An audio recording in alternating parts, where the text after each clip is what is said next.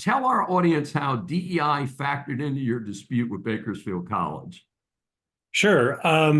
Well, following the death of George Floyd in 2020, there was a new fervor that crossed the nation, and our college was no different.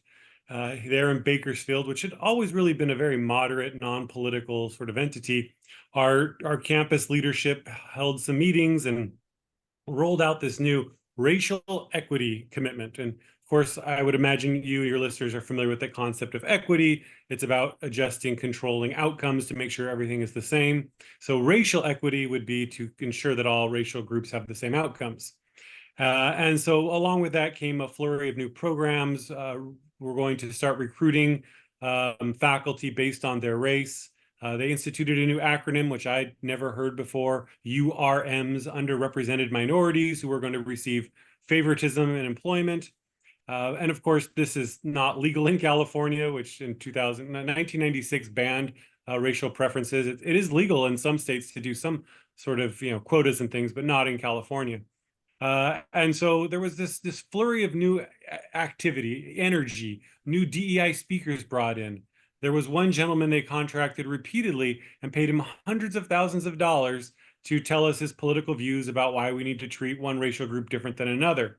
I remember one contract was $180,000 for 42 hours of trainings. And Dave, you're better at math than me, I think, because of the business background. But I think that's something like $4,200 an hour for Pretty DEI close. training.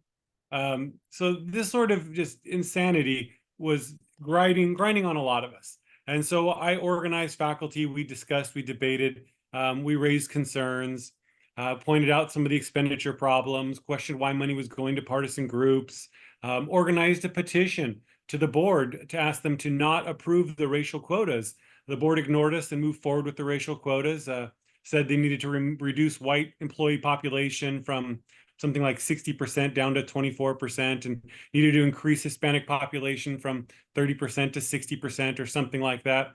And so there was this real aggressive move, and we started to ask questions that really grinded, I think, onto the social justice advocates. They did not like having those discussions. They didn't want to defend those positions.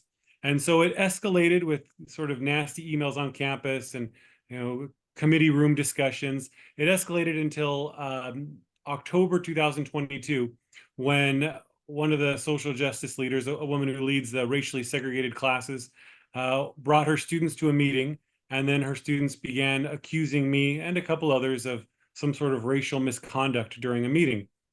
They didn't know that I recorded that meeting, and so we had clear evidence that they were making it up, but they went from venue to venue spouting these allegations and eventually manipulating the Board of Trustees to believe and take incorrect action based on those allegations.